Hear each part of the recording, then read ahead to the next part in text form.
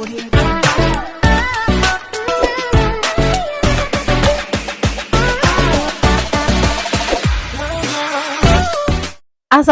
warahmatullahi wabarakatuh. Welcome to my YouTube channel lagi teman-teman di kelasnya Bu Enti Krisna. Teman-teman, kali ini Bu En akan cerita terkait dengan bukan cerita ya, berbagi tips terkait dengan sidang apa aja yang ada di S3 Ilmu Manajemen Universitas Airlangga Surabaya.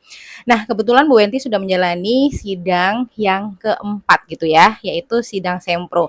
Sebenarnya kalau umamanya menurut urutan yang ada di panduan, itu sidangnya itu ketika kita kuliah di S3 Ilmu Manajemen UNER itu ada yang pertama itu adalah kualifikasi atau preliminary, yang kedua adalah terkait dengan kolokium, yang ketiga adalah terkait dengan Sempro. Tapi pada perjalanan yang ada sebenarnya tahapan-tahapan ujian apa saja sih yang sebenarnya yang ada di Universitas Airlangga Surabaya di prodi S3 Ilmu Manajemen ini. Yang pertama teman-teman yaitu terkait dengan ujian prakualifikasi. Teman-teman di sini saya akan sedikit share terkait ujian yang sudah saya lakukan ya. Kebetulan sekarang saya sampai di Sempro. Jadi part 1 dulu. Nanti part 2-nya kelayakan, tertutup, terbuka, dan mungkin saya ajak teman, cutting atau seperti apa nanti lihat di konten selanjutnya. Yang jelas saat ini saya akan menjelaskan terkait beberapa ujian yang akan dilakukan oleh mahasiswa atau mahasiswi program S3 Ilmu Manajemen. Nah, sekarang saya ceritakan dulu part 1-nya yaitu sampai Sempro. Nah, teman-teman, untuk ujian pertama yang akan dilakukan adalah terkait dengan prakualifikasi. Apa sih prakualifikasi itu? Teman-teman, ujian prakualifikasi dilakukan ketika kita sudah memasuki semester 3. Karena semester 1 dan semester 2 itu kan kita lagi menjalankan perkuliahan kelas gitu ya. Nah, di semester 3 kita sudah mulai membuat yang namanya ide proposal kita. Idenya sih sebenarnya bisa dimulai dari semester 1, semester 2 ya, ketika dikasih tugas-tugas itu biasanya dosennya mengarah kita kalau bisa tugas-tugasnya ini bisa kita buat untuk ide ujian kita atau ide untuk draft disertasi kita. Tapi kalaupun di tugas-tugas itu nanti beda, punya ide yang lain pas ketika nanti kita disertasi, ya nggak apa-apa. Ya lebih bagus juga sih ya. Maksudnya itu mungkin kalau umpamanya dari awal lebih ngelontei, lebih dalam lagi udah kita perjalanannya terkait dengan idenya kita. Kualifikasi dilakukan, prakualifikasi dilakukan ketika kita itu semester 3. Prakualifikasi isinya apa aja? Sama, bab 1, bab 2, bab 3. Idenya kita sampai di bab 4 ya, medpen ya, di metode penelitian. Nah, di sini apa yang akan dinilai sebenarnya prosesnya seperti apa sih prakualifikasi itu?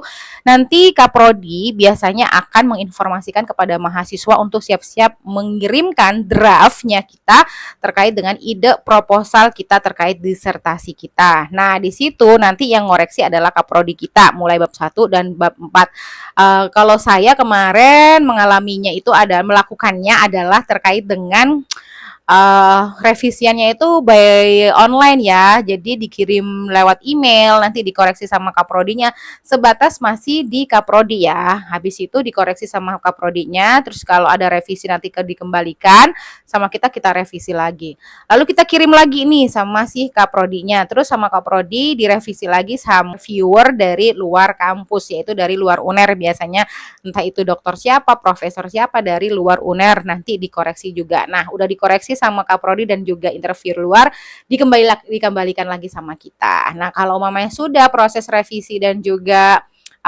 revisian antar mahasiswa dan juga reviewer, yaitu di sini kaprodi dan juga reviewer dari luar, kita akan menjalankan yang namanya sidang prakualifikasi. Nah, sidang prakualifikasi ini apa yang disiapkan pastinya adalah PPT-nya teman-teman, pasti itu. Nah, di kualifikasi ini kontennya apa aja yang akan dipresentasikan semuanya teman-teman, semua dari bab 1, 2, 3, 4 sampai medpen.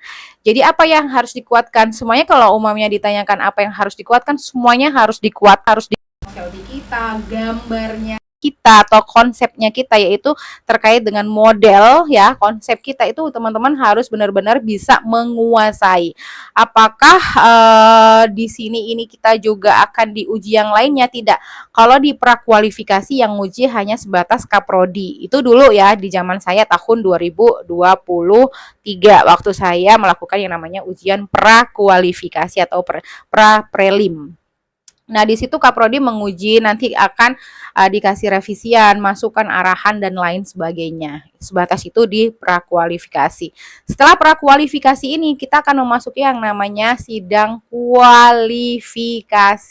Nah, sidang kualifikasi ini udah beda lagi teman-teman. Nah, kita di posisi prakualifikasi, kualifikasi ini belum mempunyai promotor dan co-promotor ya, tapi kita sudah dikasih form untuk bisa mengisi dan memilih siapa promotor dan co-promotor yang akan kita jadikan promotor nanti ketika kita menjalankan disertasi kita. Jadi di prakualifikasi ini nanti posisi kita kan udah posisi kita setelah sidang prakualifikasi itu sebenarnya kita sudah mengisi form untuk meminta promotor dan co-promotor kita seperti apa. Nah, kalau mamanya di prodi saya ini sebenarnya apakah promotor yang kita minta itu sesuai dengan apa yang kita tulis? Belum tentu. Karena biasanya apa yang kita minta itu biasanya karena kita udah ada chemistry gitu ya, ada chemistry sama dosen beliau gitu kan. Tapi ternyata tema dan topik yang biasa dilakukan oleh dosen yang kita pilih itu tidak sama dengan ide disertasi kita, bisa kita dialihkan ke dosen yang lain. Seperti itu teman-teman. Jadi kalau bisa usahakan memilih promotor atau co-promotornya dibaca-baca dulu, biasanya beliaunya neliti tentang apa, apakah cocok dengan kita, maka kita pilih gitu ya. Jadi tidak sebatas kita itu karena chemistry-nya ada gitu ya. Chemistry ada tapi konten ataupun topik-topik selama ini penelitian beliau itu tidak sama dengan kita. Misalnya saya digital, terus dosen sebelah, dosen yang saya pilih itu adalah terkait dengan wisata konvensional gitu kan ya. Jadi udah beda gitu kan ya. Jadi saya harus memilih yang sesuai dengan konten atau topik-topik yang biasa beliau lakukan atau teliti gitu sih, biar gitu sih ya teman-teman. Tapi nih sebelum kita kualifikasi kita di WA kalau namanya promotornya ini, promotornya ini. Jadi nanti teman-teman itu akan bertemu di sidang kualifikasi. Disitulah teman-teman akan tampil di depan pertama kali sama promotor dan co-promotornya menjelaskan atau menayangkan terkait ide disertasinya teman-teman di depan promotornya teman-teman. Nah, kualifikasi ini ada status lulus dan tidak lulus ya teman-teman. Kalau idenya teman-teman kuat, teorinya kuat, gambarnya itu konsepnya teman-teman benar-benar menguasai, matpennya juga teman-teman juga menguasai, itu teman-teman akan bisa dinyatakan lulus itu ya dengan pertanyaan-pertanyaan yang diajukan oleh dosen-dosennya. Tapi kalau teman-teman itu nggak bisa menguasai minimal gambarnya lah ya, konsepnya itu ya ada sih, ada yang nggak lulus juga sih teman-teman. Saya bisa sampaikan tapi nggak banyak, 1/9 lah kayak gitu ya. Jadi nggak banyak. Ya rata-rata lulus karena mereka sudah benar-benar mengalami yang namanya prakualifikasi dan ide mereka udah memilih ide yang memang seharusnya memang sudah dikuasai sebelumnya. Gitu ya. Jadi di situ kalau udah lulus nanti setelah sidang prakualifikasi barulah kita ketemu sama promotor dan co-promotornya kita.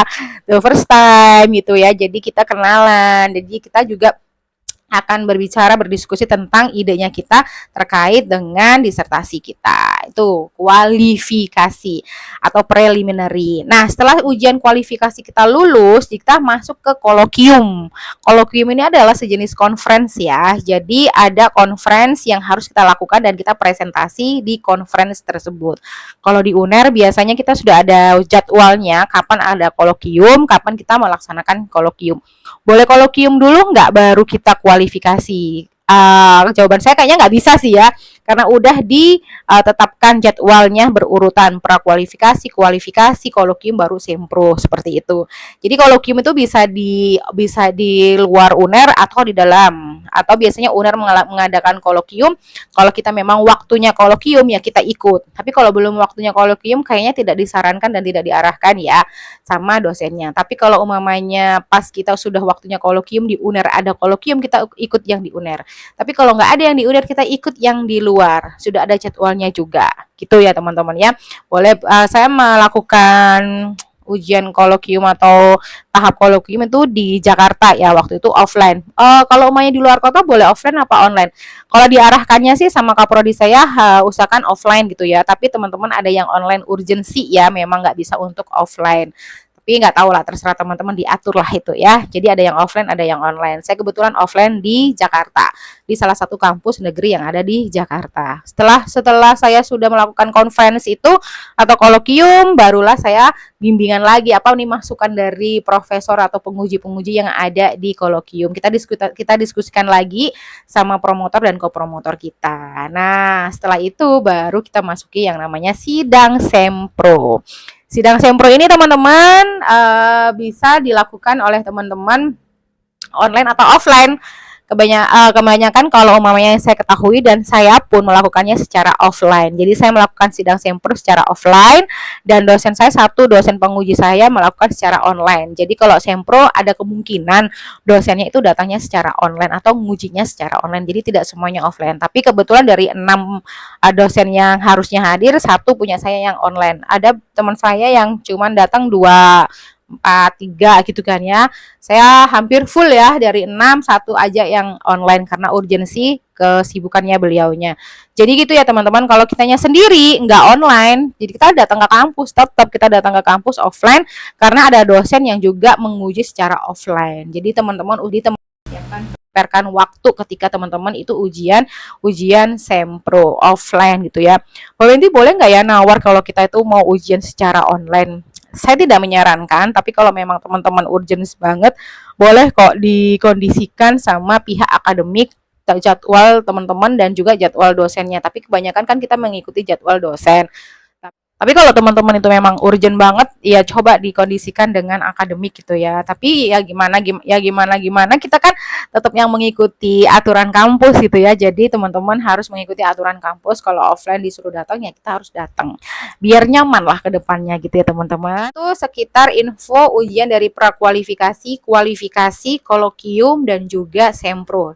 Part 1 ya, nanti juga insya Allah saya lanjutkan ke tahap selanjutnya. Ada 3 sidang lagi, yaitu sidang kelayakan, layak atau tidak sih hasil dari ide disertasi kita ini. Kalau udah layak kita masuk di sidang tertutup ya. Ada sidang kelayakan dan ada sidang tertutup. Tapi saya belum tahu jelas seperti apa karena saya belum melaksanakan itu. Nanti kalau umpamanya sudah atau besok saya coba di part 2 saya akan informasikan terkait dengan sidang kelayakan tertutup terbuka bersama kakak tingkat saya atau yang sudah mengalami yang namanya sidang kelayakan.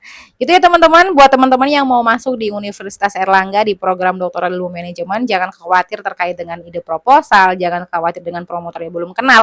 Nanti ada masanya kita juga ada waktu diarahkan untuk bisa berkenalan dengan promotor kita. Kita bisa cari juga lewat website bagaimana sepak terjang beliaunya dalam dunia publikasi, karya ilmiahnya beliau-beliaunya, kita bisa lihat cek juga mana nih yang akan kita pilih. Dan proses sidang semuanya bisa dikoordinasikan sebaik mungkin dengan pihak akademik dan juga kaprodinya. Ya, alhamdulillah sejauh ini, alhamdulillah perjalanan saya sampai sidang ini semuanya berjalan lancar, koordinasi yang baik dengan akademik dan juga kaprodi. Gak boleh baper, apapun yang masih ada kurang-kurang, ya nggak apa-apa, legowo aja gitu ya, nanti direvisi, nanti dikasih tahu sama akademik, sama dosen, pembimbing, promotor, kaprodi dan lain sebagainya. Selamat menikmati perjalanan kuliah, terima kasih banyak, semoga bermanfaat informasinya dan assalamualaikum warahmatullahi wabarakatuh.